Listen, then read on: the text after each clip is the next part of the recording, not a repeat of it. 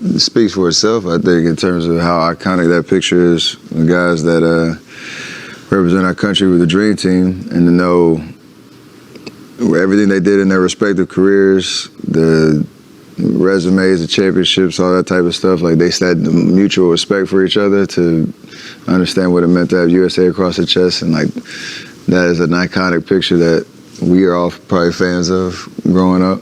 And to be in a position. We're going to compare Steph Curry and LeBron James. Both players, how many championship rings do they have? They both have 4. 4 rings, right? They both do. How many seasons has LeBron played? LeBron has played 22 seasons. 22 seasons. Steph Curry, 16. Right, so A rivalry that defined a decade. A rivalry built on mutual respect, epic finals battles, and a shared understanding of greatness. Until now. In a stunning, unprecedented moment, Steph Curry, the smiling, humble face of the Golden State Warriors, has publicly snapped at LeBron James. The comments were not playful jabs. They were personal, cutting, and have sent shockwaves through the NBA. But the drama doesn't stop there. In the immediate aftermath, Warriors owner Joe Lacob has made a bold, shocking announcement that changes the future of the entire franchise. This is the story of the day the respect died, the gloves came off, and the NBA's most genteel rivalry turned vicious. The stage was a seemingly innocuous one, a joint interview for a major sports network, part of a promotional tour for the league's upcoming global initiatives. Steph Curry and LeBron James sat side by side, the picture of modern NBA royalty. The conversation was light, nostalgic, focusing on their shared history and the state of the game. Then, the host, aiming for a playful spark, referenced the constant fan-driven GOAT debate and LeBron's recent calm assertions about his place in it. "Steph," the host said with a smile, "you've been in the trenches against this man for years. When you hear him talk about sitting at the head of that all-time table, what goes through your mind?" Curry, usually a master of diplomacy, paused. The easy answer was a deflection, a compliment, but the pause lingered a beat too long. A faint, uncharacteristic tightness appeared around his eyes. "You know, it's interesting," Curry began, his voice losing its usual melodic lightness. "We all have our perspectives, our journeys. Mine was different. I didn't get to pick my team in free agency. I didn't get to build super teams in my prime. I was drafted here. We built what we built from the ground up. We fought, and we won. So when I hear about claiming a seat, I think about the guys you claimed it with and the ones you claimed it over.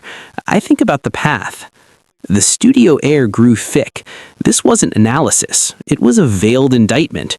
He was contrasting his organic, drafted team legacy with LeBron's engineered super team constructions. LeBron's smile remained, but it became fixed, a mask. LeBron responded coolly, "There's more than one path to greatness, Steph. Respect all of them." Curry, instead of nodding and moving on, leaned forward. "Oh, I respect the work, always have, but don't talk about the head of the table like it's a decree. At that table, you're sitting with the guys who built their houses from the foundation, not just the ones who bought the prettiest mansion." The line was crossed. "Bought the prettiest mansion" was a direct, brutal shot at LeBron's career moves to Miami and Cleveland in 2014 and LA, implying his championships were transactions, not organic growth. The host, stunned, tried to pivot. LeBron let out a short, humorless laugh, but said nothing, his gaze steady on Curry. The respect that had always tempered their competition had just evaporated on live television. The smiling assassin had finally stopped smiling. Brought this up to me. I'm like, all right, LeBron, he's unassailable. He's one of the top 3 guys of all time. He's got a better resume than Curry does. But did some digging. There's a really good last 10 years who's the best player case that is now brewing. So why was this fascinating to you? Yeah, I think, the first person I ever... The biggest difference between Steph Curry and LeBron can be seen by looking at Andrew Wiggins before and after Steph Curry. Steph Curry really just turns players into all-stars, wins them rings, and The clip didn't just go viral, it detonated. Within minutes, it was the only thing the basketball world was talking about. The carefully curated narrative of Steph and LeBron's fierce but friendly rivalry was incinerated. The fallout was immediate, divisive, and exposed the raw ideological fault lines in how fans and players view legacy. For LeBron's legion of supporters, Curry's comments were the epitome of bitterness disguised as principle. They framed it as the ultimate sour grapes from a player whose team needed to recruit Kevin Durant to finally get past LeBron, a hypocrisy they flooded social media with. Memes spliced Curry's built not bought line with images of Durant in a Warriors uniform. The narrative from the LeBron camp was clear. This was a calculated, jealous attack from a man whose own championship pedigree couldn't withstand the same scrutiny. But for Curry's defenders and a significant portion of neutral observers, he had voiced a long silenced truth. He became the spokesman for the drafted dynasty purists, for fans of the Spurs, the Warriors' own core, and even the Jordan-era Bulls who view team building through loyalty and internal growth as a purer form of greatness. His words resonated because they weren't about talent, they were about origin story. He challenged the very modern notion that greatness is a portfolio you can assemble, arguing instead that it's a culture you cultivate. Suddenly, every fan debate was reframed. Is it more impressive to build a kingdom or to conquer several? Inside NBA circles, the reaction was a hushed, stunned apprehension. Other stars, particularly those who had played with or against both, refused comment. They understood the gravity of what had just happened. This wasn't Dylan Brooks trolling for clicks. This was Stephen Curry, the league's golden boy, dismantling the career philosophy of its reigning monarch. It created an impossible environment for players. Choosing a side publicly meant alienating a massive segment of fans and potentially burning bridges with one of the two most influential player ecosystems in the sport. The league office, which markets the Curry-LeBron dynamic as a centerpiece of its global appeal, was reportedly deeply concerned. The incident had turned their marquee story into a messy, personal feud. The shockwaves weren't just about two men. They threatened to destabilize the very narratives the NBA sells to the world. And then the Serbia game happened, where he hit the 9 threes, and the championship game happened, the gold medal game happened, where he hit 8 threes, and he ends up shooting 49% from three-point territory for the entire Olympic tournament. And people.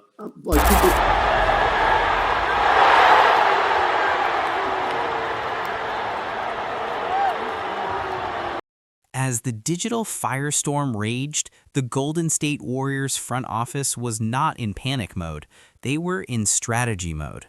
For owner Joe Lacob, a venture capitalist who views his franchise as the greatest disruptor in sports, Steph Curry's unexpected outburst wasn't a PR crisis. It was a historic opportunity. While the world waited for an apology or a clarification, Lacob convened an emergency meeting with general manager Mike Dunleavy Jr. and head coach Steve Kerr. Their decision was not to contain the story, but to weaponize it. Within 24 hours of the interview airing, Joe Lacob scheduled an impromptu press conference at Chase Center. The setting was deliberate, not a sterile media room, but on the championship court, under the banners his team had won. He stood at a podium, no notes, exuding calm, confident energy. Yesterday, Lacob began, one of our pillars, Stephen Curry, spoke a truth that this organization lives by. He spoke about building, about foundation, about the dirt under your fingernails. That is the Warriors' way. It is not a better way. It is our way, and it is the way we will always choose. He then paused, making direct eye contact with the cameras. And to that end, and to leave no ambiguity about our commitment to that path, I am announcing today that the Golden State Warriors are beginning extension talks with Stephen Curry, with the intent to make him a Warrior for life. Furthermore, we are officially and permanently retiring the jersey number 30, effective upon the conclusion of his playing career. The announcement was a thunderclap. In the middle of a personal feud, Lacob had executed a masterstroke. He transformed Steph Curry's controversial comments from a personal attack into a franchise manifesto. He baptized Curry's built not bought philosophy as the official doctrine of the Golden State Warriors. The bold announcement served multiple devastating purposes. First, it was the ultimate show of support. Lacob didn't just defend Curry, he enshrined his ethos and tied the franchise's future irrevocably to him. This sent a message to the entire league. Our star speaks for us. Second, it drew a clear line in the sand. The announcement was a direct, unspoken rebuke to the super team or star moving model. It proudly declared the Warriors an insular dynasty, built on draft picks, culture, and continuity. Most brilliantly, it hijacked the narrative.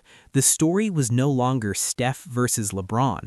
It was now the Warriors dynasty versus the world. Lacob had taken a volatile moment and cemented it into his franchise's permanent mythology, forcing everyone, including LeBron James, to react not to a player's comment, but to an organization's declaration of war on a different way of doing basketball business. Me personally, I don't really. I can give a damn about what people say outside the locker room and outside our practice facility, outside our playing and team buses, because it really don't matter. It's just outside noise, and if I've heard it my whole career, so I really don't pay attention to it. And I don't think anybody should pay attention to it. The Golden State Warriors, all they've done is hang 4 banners, go to 6 NBA Finals, and they want another one. You just heard from Joe. He wants that 5th one badly, because I know you want to one-up LeBron James, get into that Kobe. I don't think people understand how important this is. Yeah, I'm with you. Because, look. In the eye of this hurricane, LeBron James became a statue. As the Curry clip looped on every screen and Lacob's press conference dominated headlines, the most powerful voice in the sport went completely silent. He posted nothing on social media. He gave no interviews. He offered no rebuttal, no wounded pride, no defense of his journey. This was not the silence of defeat or shock. It was the silence of a sovereign observing a rebellion from a distant, untouchable balcony. It was, in the eye of this hurricane, LeBron James became a statue.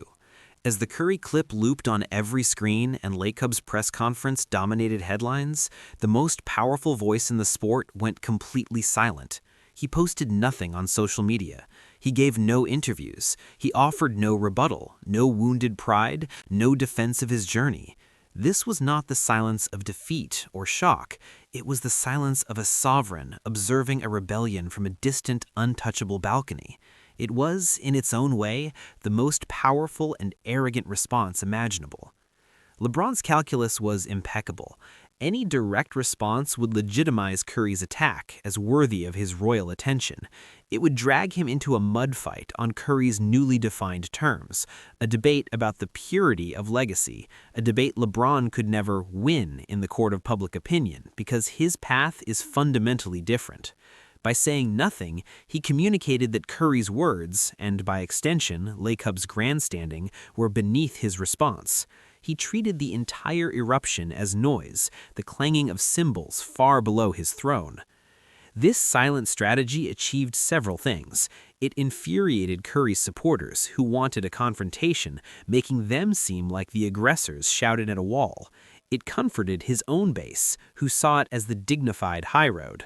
Most importantly, it reframed the conflict not as LeBron versus Curry, but as the institution of LeBron versus a momentary outburst. His legacy is an empire. Curry's comments were a single protest.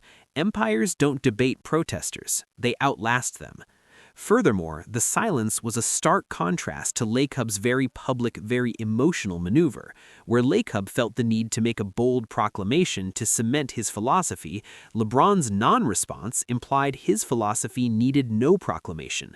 It was self-evident in the records, the statistics, the championships across 3 franchises, the economic impact. The silence screamed, "My resume is my statement. What's yours?"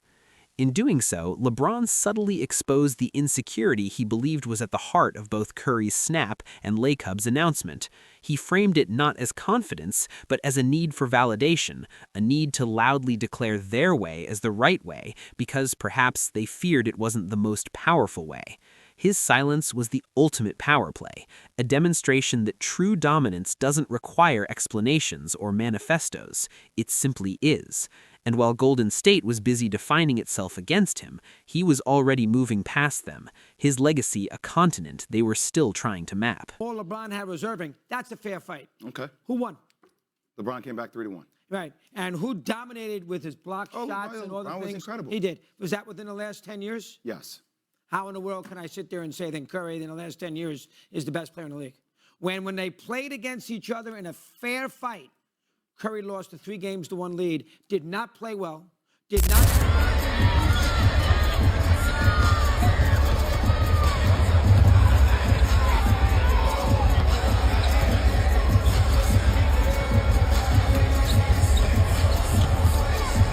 In the eye of this hurricane, LeBron James became a statue. As the Curry clip looped on every screen and Lacob's press conference dominated headlines, the most powerful voice in the sport went completely silent. He posted nothing on social media. He gave no interviews. He offered no rebuttal, no wounded pride, no defense of his journey. This was not the silence of defeat or shock. It was the silence of a sovereign observing a rebellion from a distant, untouchable balcony. It was, in the eye of this hurricane, LeBron James became a statue. As the Curry clip looped on every screen and Lacob's press conference dominated headlines, the most powerful voice in the sport went completely silent. He posted nothing on social media. He gave no interviews. He offered no rebuttal, no wounded pride, no defense of his journey. This was not the silence of defeat or shock. It was the silence of a sovereign observing a rebellion from a distant, untouchable balcony. It was, in its own way, the most powerful and arrogant response imaginable. LeBron's calculus was impeccable. Any direct response would legitimize Curry's attack as worthy of his royal attention. It would drag him into a mud fight on Curry's newly defined terms, a debate about the purity of legacy, a debate LeBron could never win in the court of public opinion because his path is fundamentally different. By saying nothing, he communicated that Curry's words, and by extension, Lacob's grandstanding, were beneath his response. He treated the entire eruption as noise, the clanging of cymbals far below his throne. This silent strategy achieved several things. It infuriated Curry's supporters, who wanted a confrontation, making them seem like the aggressors shouted at a wall. It comforted his own base, who saw it as the dignified high road. Most importantly, it reframed the conflict not as LeBron versus Curry, but as the institution of LeBron versus a momentary outburst. His legacy is an empire. Curry's comments were a single protest. Empires don't debate protesters. They outlast them. Furthermore, the silence was a stark contrast to Lacob's very public, very emotional maneuver. Where Lacob felt the need to make a bold proclamation to cement his philosophy, LeBron's non-response implied his philosophy needed no proclamation. It was self-evident in the records, the statistics, the championships across 3 franchises, the economic impact. The silence screamed, "My resume is my statement. What's yours?" In doing so, LeBron subtly exposed the insecurity he believed was at the heart of both Curry's snap and Lacob's announcement. He framed it not as confidence, but as a need for validation, a need to loudly declare their way as the right way, because perhaps they feared it wasn't the most powerful way. His silence was the ultimate power play, a demonstration that true dominance doesn't require explanations or manifestos. It simply is. And while Golden State was busy defining itself against him, he was already moving past them, his legacy a continent they were still trying to map. No, Ann already said he don't want it. I know. Yeah, Ann said he ain't trying to deal with that. And, I mean, Channing Frye said it the other day, too, like, I mean, it's unfortunate, but, like, I don't know, why do you want to be the face of a league when all the people that, you know, that cover our game and talk about our game on a day-to-day basis on everybody? Don't even start with the Steph Curry stuff. Greatest shooter ever? Fine. Give him his flowers. But the GOAT conversation is a different room, and Steph is standing in the hallway talking about the guy who is the blueprint. The dust will never fully settle. What emerged from Steph Curry's snap, Joe Lacob's bold proclamation, and LeBron James's profound silence is not a resolution, but a new, permanent reality for the NBA. The rivalry has been fundamentally redefined, stripped of its friendly veneer, and reborn as a genuine, ideological conflict that will shape the next era of the league. This is no longer just Curry versus LeBron. It is the system versus the sovereign. The Golden State Warriors, through Lacob's announcement, have fully institutionalized Curry's philosophy. They are now the flag bearers for the Built Dynasty, a model of organic growth, cultural continuity, and drafted loyalty. Every move they make will be judged against this self-imposed purity test. Their legacy is now a cause. LeBron James, in contrast, has become the archetype of the sovereign model. His legacy is not tied to a system, but to his own personal will and genius, capable of elevating any franchise to contender status through the force of his presence and demands. He is the empire that exists above and beyond any single kingdom. His silence cemented this. He doesn't defend a method, he embodies an era. This clash creates a fascinating tension for the future of player empowerment. Curry's path shows empowerment as building a lasting kingdom where you are the foundation. LeBron's path shows empowerment as the freedom to rule wherever you choose. One is about creating an unshakable home. The other is about proving you can conquer any land. The next generation of superstars will now have to decide which form of power they seek. Understanding each comes with its own burdens and criticisms. For the fans and the history books, the consequence is a richer, more complicated story. The 2015-2018 finals can no longer be viewed as simply great basketball. They are now the seminal battles between these two opposing philosophies, fought before the ideological lines were publicly drawn. Future championships will be interpreted through this lens. Did a built team win, or did a sovereign will his way to the top? In the end, Steph Curry didn't just snap at LeBron James. He cracked open the carefully curated narrative of modern NBA greatness and exposed the raw, competing truths inside. Joe Lacob didn't just make an announcement, he planted a flag, declaring his franchise's identity in direct opposition to the league's prevailing wind. And LeBron James, by saying nothing, spoke the loudest. He declared that his legacy is beyond debate, a continent so vast it need not acknowledge the storms at its shores. No one won this war, but the battlefield is forever changed.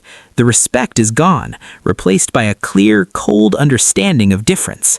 The NBA now has its defining conflict for the next decade, not just who is the greatest, but what the very nature of greatness should be. The final question is this: in the pursuit of immortality, is it nobler to be the heart of a kingdom or the king of every land you touch? This is the new reality. Subscribe as we follow every chapter of this historic, personal, and ideological clash.